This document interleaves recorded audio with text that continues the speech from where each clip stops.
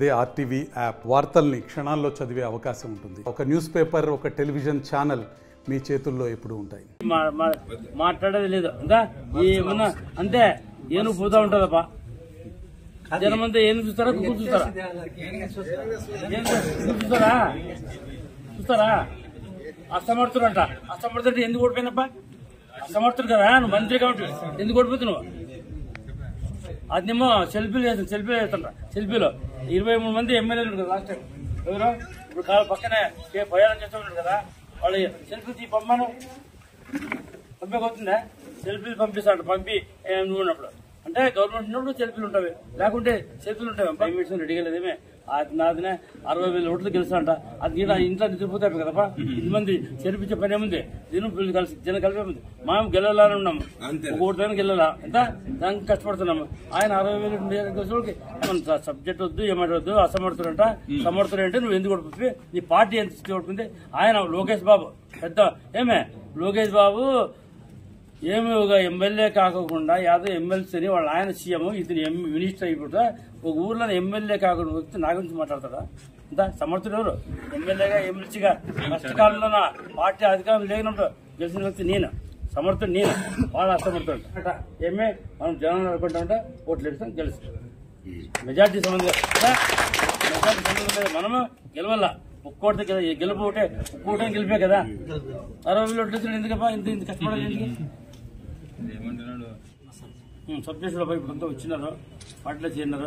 ఇప్పుడే వాళ్ళ దగ్గర రికార్డ్ చేయాలి. వ్యాపారం చేసినా, దొంగ వ్యాపారం చేసినా, ఇసి వ్యాపారం చేసినా, ఎడన్నా చూడండి ఒకటన్నా ఒక్క ఎడన్నా కానీ మెట్టుగా ఉందంటే వాళ్ళ ఇల్లు సైట్ కొంటే ఇది కబ్జా చేసినట్ట.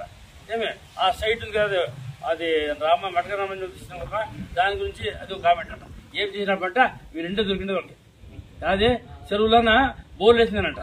ఎంత చెరువులో బోర్లు అందరూ వేసారు, ఆడ దొరకకుంటే చెరువులో బోర్లు వేసిందంట. ఇది కోర్టులో ఉందంట. ఏమే చెప్తాను కాదు. ఏమే అది మూడోది ఆ సైట్ దుడ్లు పెట్టి కొనింది. అది గవర్నమెంట్ పైన రూల్ ప్రకారం తీసుకొచ్చి వాళ్ళు దుడ్లు ఇచ్చి తీసుకొచ్చుకున్నాం. ఏం చేసింటే ఈ మూడు ఆయన చేసిన అందరికి తెలుసు. నా రోడ్డు తెలీదా మీకెంత? మరి మాట ముందు వస్తే అసమర్థుడు సమర్థుడు అంటే తెలుసు. ఎలక్షన్ చెప్తారు, జనాలు చెప్తారు. ఎవరు అసమర్థుడు కాదా? జనాలు చెప్తారు.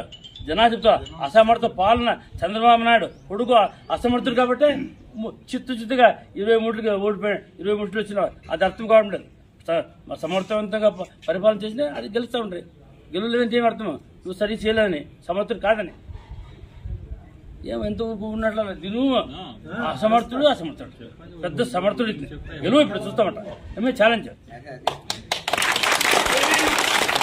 ఏమే వ్యక్తిగత విషయం ఉండకూడదు. ఎంత ఏపా వ్యక్తిగత విషయాలు మాట్లాడిన ఎప్పుడైనా మాట్లాడలేదు. ఎందుకు వ్యక్తిగతంగా పార్టీ గురించి మాట్లాడు, మీరు నాయకుడి గురించి మాట్లాడు. అంతేగాని ఈవిడతో అసమర్థుడు పెద్ద సమర్థుడు దానికే మన ఓడిపోయింది. ఎవరో విలేకరి బాగుంటుంది చెప్పా. ఏం చెప్పా? ఆయన 4 ఓట్లు లేదు చెప్పా. ఓడిపిస్తలేదా? ఓడిపించలేదా? మాటలు ఎంత మాట్లాడుతుంది మంచిది. నాకేమిటి ఎవరు కామెంట్ చేస్తుంది అదే అడుగుతున్నా, చెప్తాను. ఎవరు ఒకేషన్ చెప్పానా చెప్తున్నాను. ఏమి చేత కాదండి. చేత కాదు తెలుసు కాదబ్బా. చేత అయిందని మీకు తెలుసు కదా. ఎలక్షన్ ఏం చేస్తున్నావా? అతని గుర్తు పథకం గుర్తుందా? చెప్పండి. అది ఉందా? రాజశేఖర రెడ్డి అంటే 4 చెప్తారు. ఫ్రీ కరెంట్ ఇచ్చింది ఎవరు? రాజశేఖర రెడ్డి. ఆరోగ్యశ్రీ ఇచ్చింది ఎవరు? పీజీఎం ఇచ్చింది ఎవరు? 108 పెట్టింది ఎవరు? రాజశేఖర రెడ్డి. ఈ నవరత్నాలు చేదోడు ఎన్ని పథకాలు అనుకుంటారు ఇల్లేదా? గుర్తుండవు లేదు మన అందరికీ. అది పేరు చంద్రబాబు పైన గుర్తు పెట్టాలంటే గుర్తుంది కదా. 14 అన్ని టెంపరీ పనులు చేసి